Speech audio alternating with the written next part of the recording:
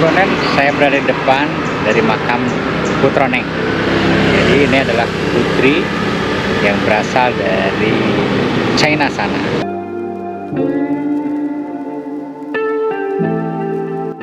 Wargonet, Putroneng ini terkenal seorang pramesuri ataupun seorang ratu yang nikahnya 100 kali, dimana setiap kali nikah mulai dari suami yang pertama sampai dengan suami yang ke-99 itu selalu meninggal, karena Putroneng sendiri sebetulnya punya ilmu yang mematikan kayak gitu.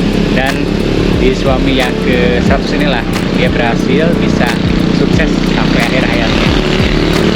Nah, Putroneng itu sendiri nama lainnya adalah Nian Niao Lianqi yang berasal dari China.